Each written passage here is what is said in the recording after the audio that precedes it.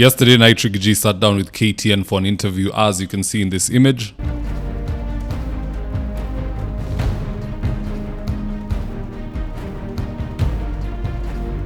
Now in this video, I want us to dissect what went down, and so with no further ado, let's get after it. Number 1. Ruto apparently has decided to devalue Kenya Pipeline from 600 billion all the way down to 100, also that he can sell it to his Nigerian brother-in-law. Here's Rigiji exposing the squalor that's happening in State House. If you look at this decision to sell Kenya Pipeline is valued at 600 billion.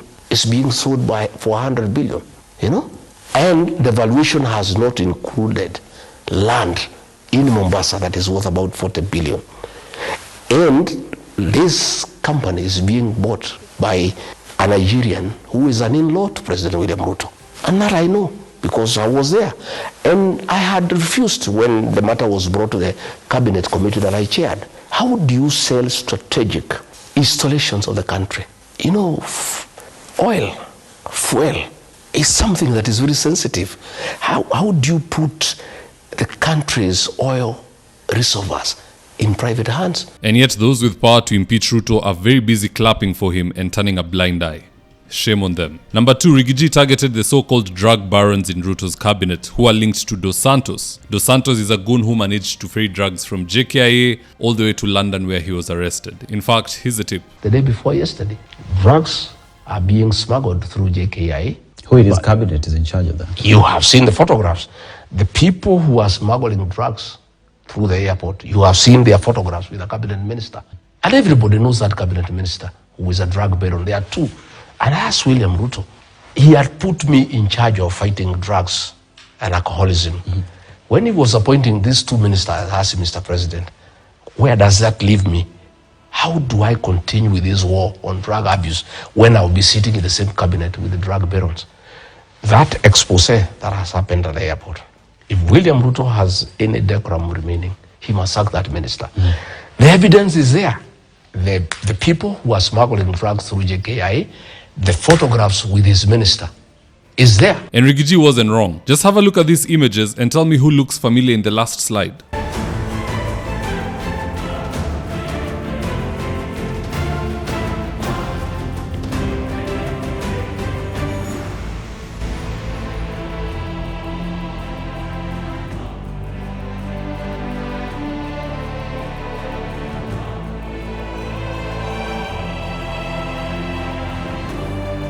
Now it might look and sound like a joke, but you best believe the international community are watching, and some of these cartels are going to get travel bans. Because it's not the first time they're being mentioned. In fact, here's Saitoti raising the exact same issue many years ago in Parliament. Roll the tape.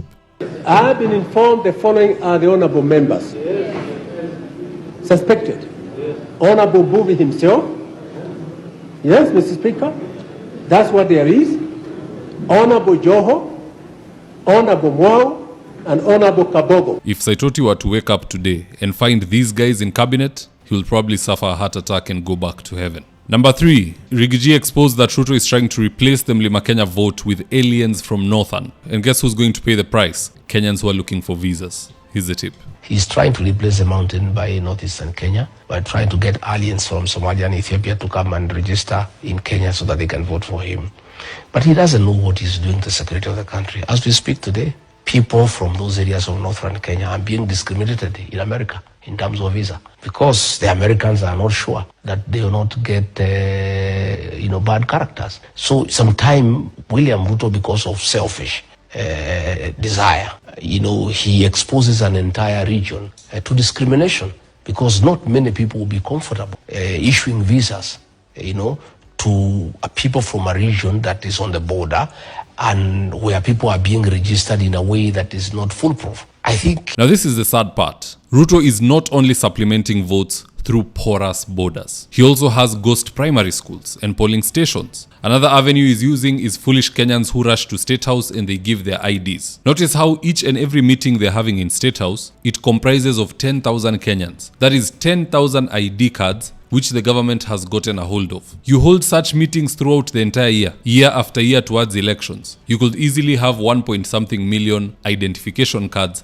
that you can manipulate if things do not go your way at the ballot. So we need to be vigilant on all fronts. Hii wizi itakuwa mahali moja, itakuwa kona, so let's not get distracted here. Number 4, many expected Rigiji to attack Matiangi, but it seems anapea Matiangi grace period kidogo aweze kujipanga. Here's a tip. Fred Matiangi is a good guy. He worked well with President Uhuru Kenyatta, and he made significant contribution to this country.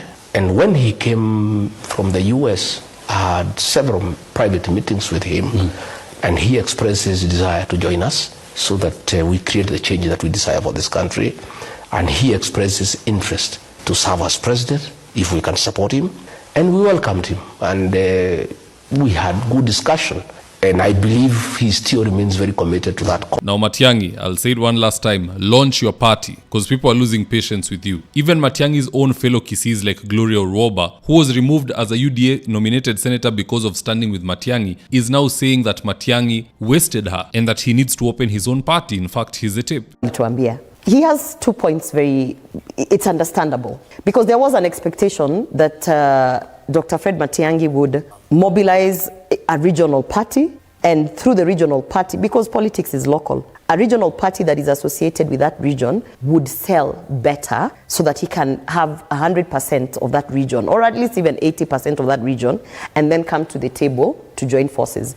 Which is, this game, you cannot redefine the game. You can't. You can try to tweak it a little bit, but you cannot redefine the game. The game of Kenyan politics is regions.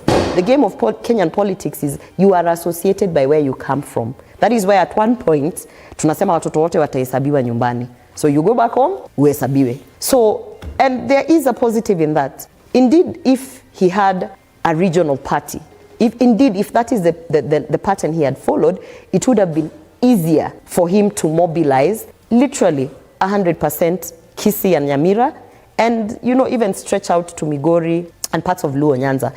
I'm pretty sure Roba was supporting Matiangi, expecting him to launch his own party. Then she can go for the senatorial seat using that ticket, or the women rep, or a gubernatorial seat using Matiangi's party. Only to discover who jamaa anazunguka na Jubilee, which cannot even help her in Kisii. So launch a party. It's not yet too late, and your campaign can get back on track. Otherwise, for now, the only supporters of Matiangi who are there, if it's not Uhuru, then it's Jeremiah Kioni. The rest are sitting on the fence waiting to see ataendelea kukaa huko akue kichwa ngumu ama atafungua chama. ... People are waiting to see what happens next. Now that's all I had for you today, guys. Do drop me your comments in the comment section below. How do you feel Rigiji's interview with KTN went down? Do you think it was a hit or a miss? Just drop your comments. I'll do my best to read them and to give you a response. And with that is today's ad of the day. If you're in need of electrical wiring, solar installation, or electrical fittings such as strip lights, snake lights, downlighters, or chandeliers, contact Engineer Wycliffe at 0707 476602 and he'll get your house dapped up.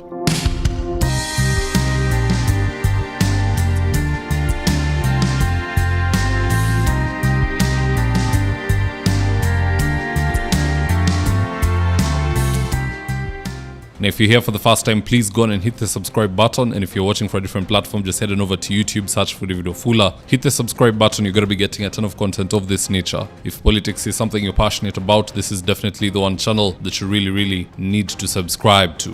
All right, guys, adios.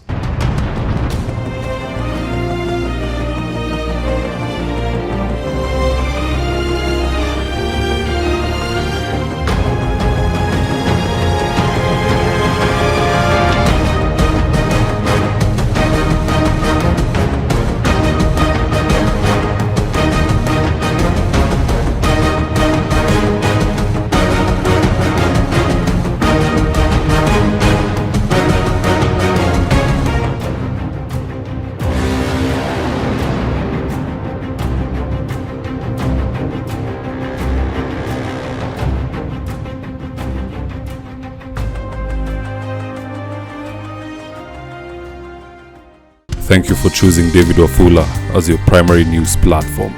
We put countless hours in research, recording, and editing. By showing up each and every day to watch our videos, you encourage us to generate more videos for the viewers. We are on a mission to inform, educate, and build a better tomorrow. To our thousands of followers in a world full of presidents, kings, and queens, you are the real gem. Adios.